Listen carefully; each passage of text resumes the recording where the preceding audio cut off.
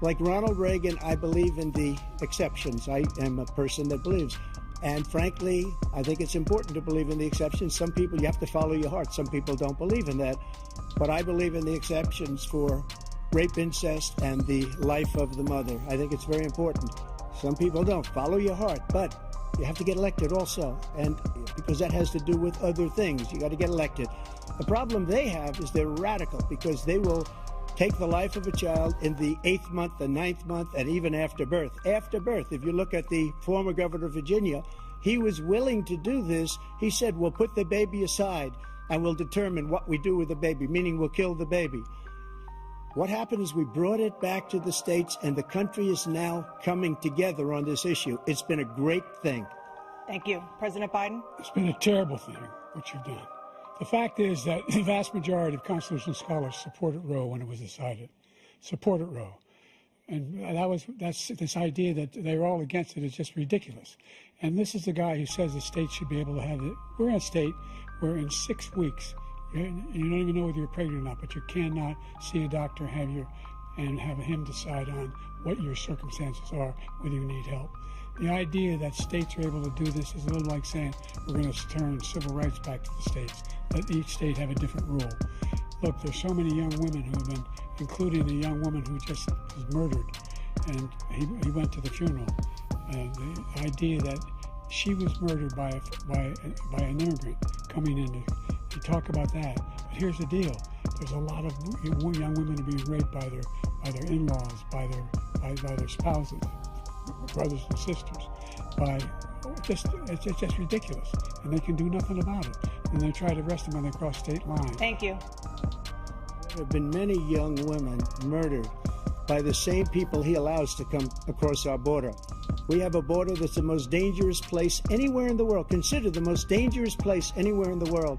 And he opened it up, and these killers are coming into our country, and they are raping and killing women. And it's a terrible thing. As far as the abortion is concerned, it is now back with the states. The states are voting. In many cases, it's frankly a very liberal decision. In many cases, it's the opposite. But they're voting, and it's bringing it back to the vote of the people, which is what everybody wanted, including the founders, if they knew about this issue, which, frankly, they didn't. But they would have, everybody wanted brought back. Ronald Reagan wanted it brought back. He wasn't able to get it. Everybody wanted it brought back, and many presidents had tried to get it back. I was the one to do it. And again, this gives it the vote of the people, and that's where they wanted it. Every legal scholar wanted it that way. Staying on the topic of abortion, President Biden, 7 states, I'll let you do that. This is the same topic. 7 states have no legal restrictions on how far into a pregnancy a woman can obtain an abortion.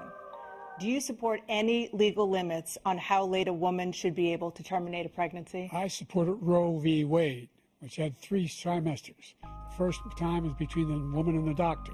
Second time is between the doctor and an extreme situation. The third time is between the doctor, between the woman and the state. The idea that the politicians, that the founders wanted the politicians to be the ones making decisions about a woman's health is ridiculous. That's the last. No politician should be making that decision. A doctor should be making those decisions. That's how it should be run. That's what you're going to do. And if I'm elected, I'm going to restore Roe v. Wade. So that means he can take the life of the baby in the 9th month and even after birth, because some states, Democrat run, take it after birth. Again, the former governor of Virginia, put the baby down, then we decide what to do with it. So he's willing to, as we say, rip the baby out of the womb in the 9th month and kill the baby. Nobody wants that to happen, Democrat or Republican. Nobody wants it to happen. That is simply not true. The Roe v. Wade does not provide for that. That's not the circumstance. Only the woman's life is in danger. She's going to die. That's the only circumstance in which that can happen. But we are not for late-term abortion, period. Period, period. Under Roe v. Wade, you have late-term abortion. You can do whatever you want, depending on the state. You can do whatever you want. We don't think that's a good thing. We think it's a radical thing.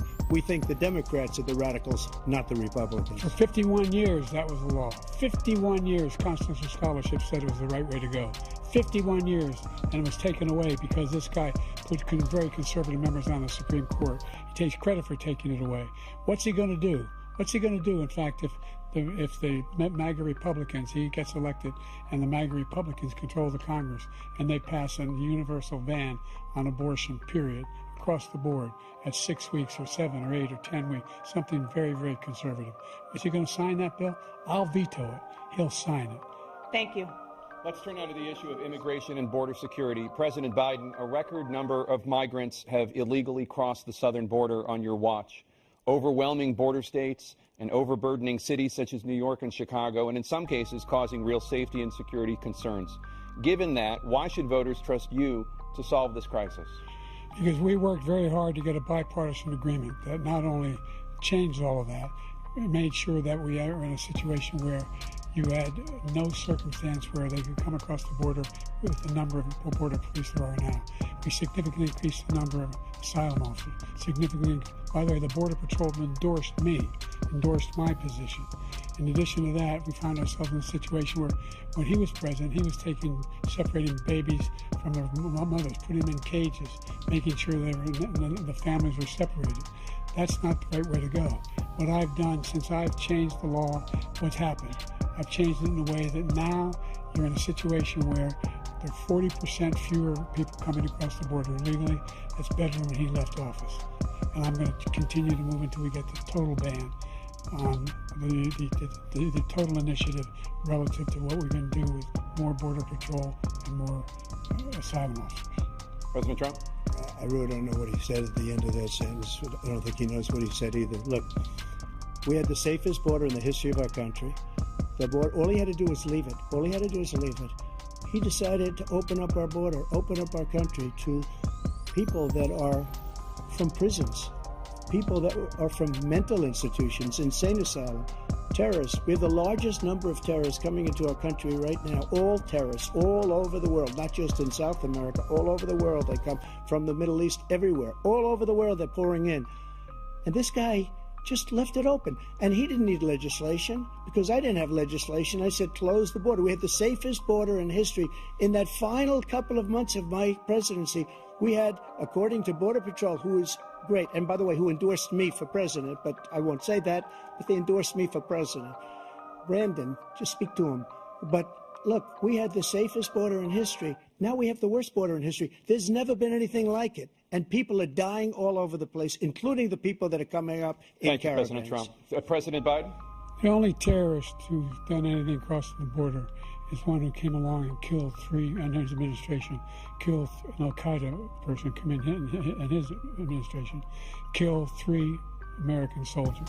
That's the only terrorist that's there. I'm not saying that no terrorist ever got through, but the idea they're emptying their prisons, we're welcoming these people, that's simply not true. There's no data to support what he said. Once again, he's exaggerating, he's lying. President Trump, staying on the topic of immigration, you've said that you're going to carry out, quote, the largest domestic deportation operation in American history, unquote. Does that mean that you will deport every undocumented immigrant in America, including those who have jobs, including those whose spouses are citizens, and including those who have lived here for decades? And if so, how will you do it? Just 1 second. He said we killed 3 people. The people we killed are al-Baghdadi and Soleimani, the 2 greatest terrorists, biggest terrorists anywhere in the world, and it had a huge impact on everything, not just border, on everything. He's the one that killed people with the bad water, including hundreds of thousands of people dying, and also killing our citizens when they come in. We are living right now in a rat's nest. They're killing our people in New York, in California, in every state in the union, because we don't have borders anymore. Every state is now a border. And because of his ridiculous, insane, and very stupid policies, people are coming in and they're killing our citizens at a level that we've never seen. We call it migrant crime. I call it Biden migrant crime. They're killing our citizens at a level that we've never seen before. And you're reading it like these 3 incredible young girls over the last few days. One of them, I just spoke to the mother, and he just had the funeral for this girl, 12 years old.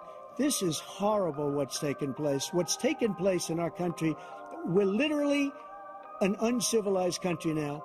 He doesn't want it to be. He just doesn't know. He opened the borders. Nobody's ever seen anything like. And we have to get a lot of these people out, or we have to get them out fast, because they're going to destroy our country. Just take a look at where they're living. They're living in luxury hotels in New York City and other places. Our veterans are